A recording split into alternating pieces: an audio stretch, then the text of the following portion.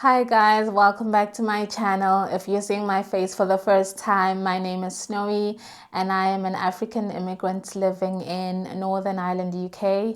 On this channel, I share my life in the UK, navigating through it, and just life in the UK in the eyes of an immigrant.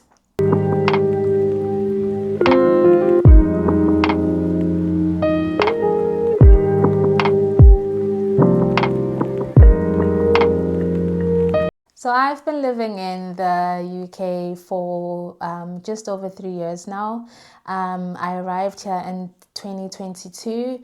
I am on a skilled worker visa and I have my son with me as well. I'm a single parent to a 7-year-old who I've brought with me on a child dependent visa. So originally my visa was for 3 years. Anything that you need in terms of visa information, just a disclaimer, it can't be found on the uk.gov site. Please do not use any other site for any information or applications because they only have one site, uk.gov.uk. That's actually not true. I think it's gov.co.uk, but that's where you get all the information that you need regarding any visa things that you want. So this is just me saying what my experience was, what my timeline of events was, because everyone else's is different, but I am in no way an immigration expert. I can only share what I have encountered firsthand. My visa was originally for 3 years, like I said, so it expired on the 25th of October 2025, so last month. And obviously, if you're a dependent and yours is linked to someone, whenever yours expires, so does your dependent's. Anything that changes with your visa as the main applicant affects your dependent. So both of ours were expiring on the 25th of October. Right, so here's my timeline of events. The gov.uk site does state that the earliest that you can apply to renew or extend your visa is 3 months before your expiry date. So like I said, mine was expiring on the 25th of October. So the earliest that I could apply was the 25th of July 2025. So on the 2nd of July, I was on my way to London to get on a plane to South Africa to just visit home. And if you haven't watched that video, it is on my timeline somewhere, so go ahead and watch that video. While I was on my way to London Heathrow, that was the 2nd of July, the lawyer or attorney or solicitor, whatever you call them, the immigration people is what I'll call them for the purpose of this video, that deal with my company, or that my company hired to deal with all their visa immigration related issues, reached out to me and they said, "Hey Sikulile, look, your visa is about to expire soon, so we'd like to get started." They reached out to me and they said, "Hey Sikulile, your visa is gonna expire soon, so we'd like to get started on your visa."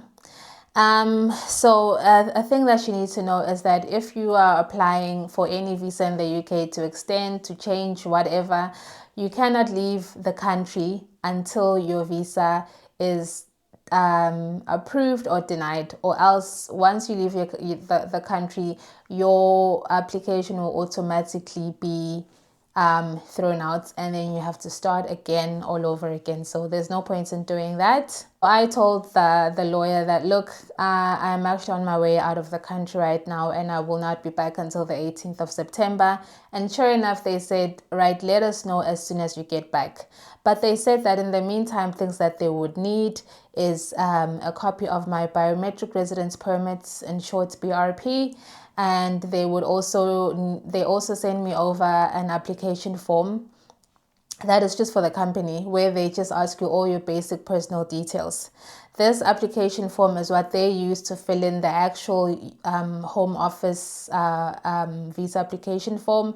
So it just, I think, helps them to know everything they need, so that they don't have to keep going back and asking you, right, when were you born? Right, what was your address? You know, they have all of that information. So because this company was the same company that my this firm was the same firm that my company used when I originally came here 3 years ago, what happened was they already had my information retained. So they just sent me that application form and they said, right, have a look at this application form. This is the information we have on you. And if anything has changed at all, please just let us know. So the only thing that had really changed there, I think, was my address. So I updated them with my current address. I'm not sure what else was there, but basically it will just be your basic information that they need to give you. If it's the first time you're using a solicitor, that your company is using a solicitor, they will just ask for all that information on hand. But yeah, that's basically what happened. The lawyers also asked me if I will be applying at the same time as my child, as my son. And I think they were asking me this because I use their services to bring my child over. If you look at my video about how to bring your child to the UK as a single parent, I did discuss that I used a solicitor, and this was the solicitor that I used. So even with him, it was the same situation. They asked me to look over all the information that they have on him, and if anything has changed, I should let them know, which I did. So like I said, I left for South Africa on the 2nd of July, and the lawyer had said that something that we do need to do, if I am able, is to get the identity verification part out of the way. So all I would need for that is my biometric residence permit, which I did have with me while I was traveling. And then I would just need internet access. So I agreed to have the Teams meeting set up while I was away on holiday, and that was set up for the 8th of July. And during that whole meeting, on the Teams meeting, basically it's just to verify your identity so that you don't have to go to a visa application center to verify your identity. You can do it through the app. Now you may be asking, so I have my notebook here just in case you're wondering why I keep looking down, but the identity verification app that they're talking about it's called UK Immigration ID Check app. This would be the same verification app that you would have used when you were switching over to the e-visa system. So as you know, in 2024, December 31st, all the BRPs expired and the UK switched over to an e-visa system. So everything is just digitalized. So that same app is what you use to verify your identity with anything that has to do with the UK, the Home Office is what you need, which just simplifies everything. Like I said, you don't have to go to a visa application center. So the lawyer just basically got me on to log on to the immigration app on my phone. So what I would suggest is just have the Teams meeting on the computer or laptop or whatever, so that you can have your phone handy and you can go through the immigration ID check app while you are still looking at the person that you're engaging with, which was my lawyer in this case, on the actual Teams. Also happened during this time is that the lawyer took over control of my e-visa profile, and I think that's just to help them navigate through everything without having to always ask Google, right, can you do this, can you do this? But don't be concerned, because once the visa application is over, they do hand your login details back. Once I was back on the 18th, I let them know, and sure enough, we got started again on the visa application process formally, with both me and my son's visa application being done side by side. So they filled in the Home Office application form for a visa extension or renewal for both me and my son. And basically it just goes through your personal information, just your basic personal information, and it really just asks you about, just stuff you've been doing while you're in the UK. Like, for example, it asks you for things to do with, like, have you had access to public funds? Have you used healthcare services? And they want that in extensive detail. If you've seen the GP, when did you see the GP? What was it for? If you've been admitted to the hospital, what was it for? What happened? and then they ask you, were you asked to pay for these services? And obviously you will say no, because if you are on a skilled worker visa or you're a dependent, you are entitled to free healthcare, because you would be required to pay the health surcharge in advance anyway. So, but they still ask you all of that information. So just so you're wondering why they're asking me all of this, oh my God, was I meant to pay? No, you were not. It's just a basic form, I think. On the 31st of July, both my application and my son's application was finalized. So basically, they just send the application to you back and forth, and they let you check. If there's something wrong, you send it back. If anything you're not happy with at all, you send it back to them. And I imagine that's the same thing if you're doing the application form on your own, is that you go through, you may double check, triple check, whatever, because once you submit your application, you can't take it back. As far as I know, if once it's submitted and something's wrong, you have to cancel it and start all over again and pay the fees again. So you don't want to do that. And you'd also don't want to delay your visa or end up having to leave or come back or all of that stuff there. So on the 31st of July, our application, me and my son's application, was finalized. And they said that, right, everything has been finalized. We've got everything we need from you.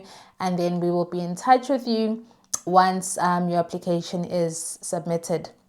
My company, I don't know about other companies, but they certified my maintenance. What does that mean? It just means that they say that, I think it's actually self-explanatory. They certify your maintenance. So then it means you don't have to prove the financial eligibility part of it. And also I did not have to pay the health surcharge. I don't know if that's because my company certified my maintenance or because of the code that my work is in. I actually don't know, but I didn't have to pay the immigration health surcharge and I didn't have to show my financial eligibility. Now, the company also certified maintenance for my dependent, which was my son. So even for my son, I did not have to show financial eligibility, nor did I have to pay a health surcharge for him. So shout out to my company. That was really good. And I really do hope other companies are doing that. I don't know if they are, but it really did make things so much easier for me. Oh, and then I waited. And I waited, and I waited, and I waited, and I heard nothing back. So from the 31st of July, nothing.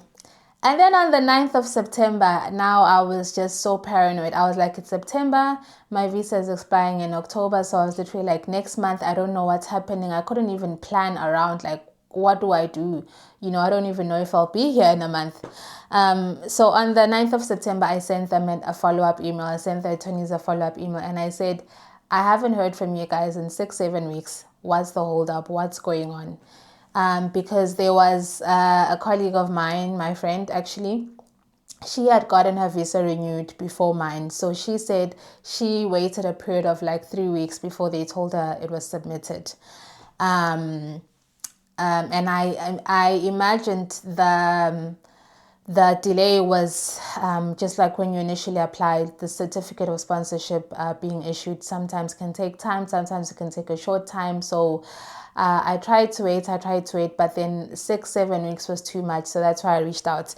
And then they sent back to me an email the same day and they said, we apologize for the delay. We're just waiting on a certificate of sponsorship allocation being renewed. I don't know exactly what that means. Did the company's certificate of sponsorship thingy expire or run out? And I don't know. But that's what they said. And they said, we will let you, but we expect for this to be resolved within a week and we'll let you know once your application has been submitted. So in this case, I was like, there's nothing I can do here. They said they're working on it. I don't know how long it's going to, they've sort of given me a time frame. So I'm just going to wait and see.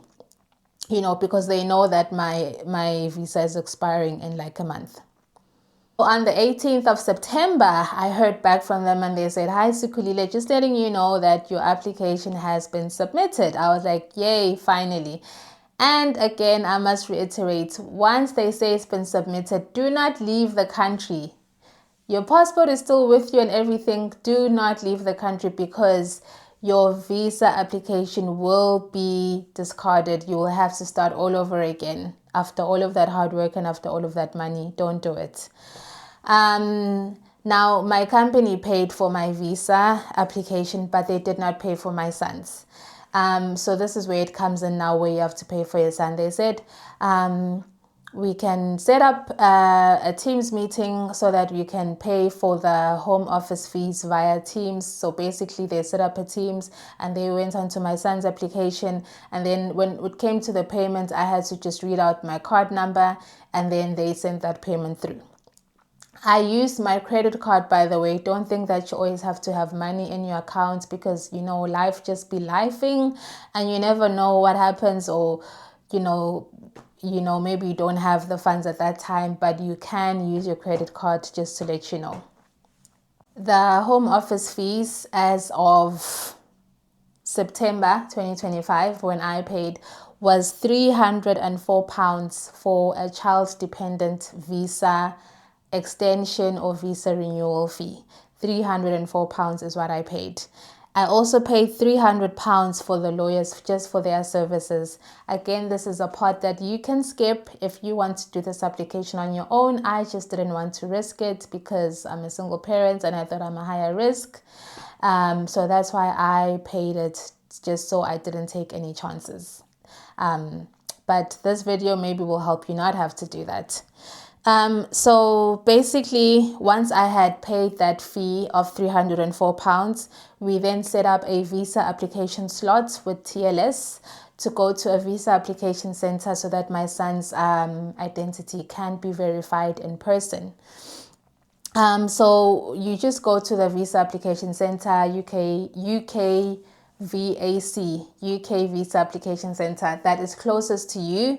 They use TLS Contact as a middleman, but I went to one in Belfast because that's the closest one to me, and I think it might be the only one in Northern Ireland. Could be wrong, don't quote me on that.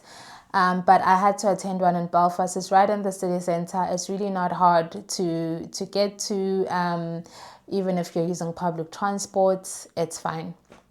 That visa application was quite straightforward. I'd say we were there for like 15-20 minutes maximum. But basically they just took my son, they took his passport, they copied it or scanned it into the system. They took they took a photo of him, and they also took his fingerprints. They didn't take the fingerprints whenever he initially applied for the visa, so that was new.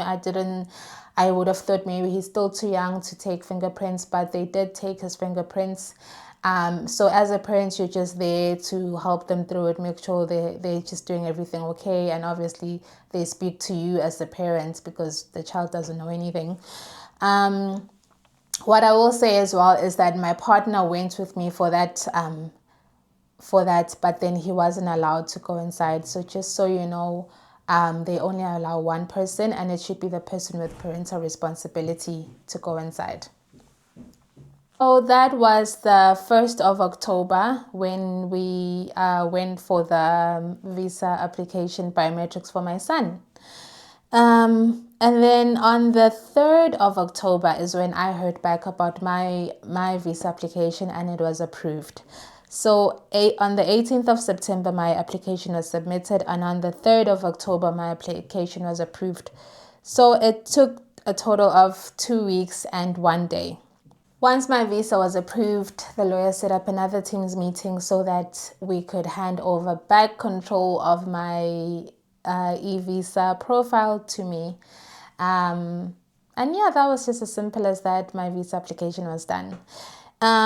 So for my son, we did his biometrics on the 1st of October. So that was when it was officially submitted.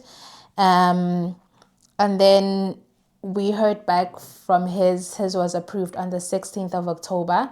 So that was a total of 2 weeks and 1 day. So both of our visas took 2 weeks and 1 day. I think it was just a coincidence. I don't know. I know one of my colleagues, hers was approved like the next working day. What it says on the site is, it says if you're applying inside the UK, it can take up to 8 weeks. But as you can see, it takes much shorter than that. I think it just depends if like there's a backlog, or like if they need more information from you, or whatever the case may be. But for the most part, it really doesn't take long. And I had a similar experience with my France visa, which I will do another video on. But basically, that's just it. And yeah, simple enough. Well, that is me and my son sorted for our, visa extension. And we have another couple of years here. And then hopefully once we hit the 5-year mark, if there's been no extra changes with the UK immigration system, because it changes so much, hopefully when we hit 5 years, we can officially apply for indefinite leave to remain, which means that we can remain in the UK indefinitely without needing to keep applying or renewing visas. And we can have access to public funds if we want, and we can I can be free to open a business if I want. I can be free to work in any job that I want without needing sponsorship, which is a lot to look forward to, really, knowing that we are now permanent residents of the UK. Some people actually say to me like, oh, you have your partner there, you could just get married and then become a permanent resident. Just be careful of that, because that's actually not how it works. To qualify for indefinite leave to remain in the UK, you have to have spent 5 years on the same visa, or I don't know, something similar to that. But what I know is that if I would change now to a spousal visa, my 5 years would basically reset, and I would have to spend another 5 years on a spousal visa living in the UK before I can apply for indefinite leave to remain. So there's that whole myth that, oh, if I go and give birth in the UK, my child will be a UK citizen. No. If I go and get married to a UK citizen, I'll be a UK citizen as well. No, that's not how it works. So just be careful that you know what you're doing, you're reading up. If you switch from a student visa, you've been here for 3 years, and you switch to a work visa, your time resets. So just be careful when you're switching around in a visa. Like, you can change employers, sure, because you'll still be on the same visa. That's fine. But just if you're going to switch in between visas, just make sure you've read up on what that actually implies for you, because you don't want to make the wrong decision and have your time reset when you are so close. Well, that's it from me. Thank you so much for watching. If you have any other questions, or if you want to share your experiences or your timelines, please go ahead and comment down below. I'd like to hear from you. I'd like to know even where you're watching from and what it is that you're currently doing. Are you still trying to get your first visa to come over? Are you in the process of renewing? And what was your experience? Thank you so much for watching, and I will see you again soon. Don't forget that I upload a video every Sunday, and don't forget to tune in. Thanks for watching.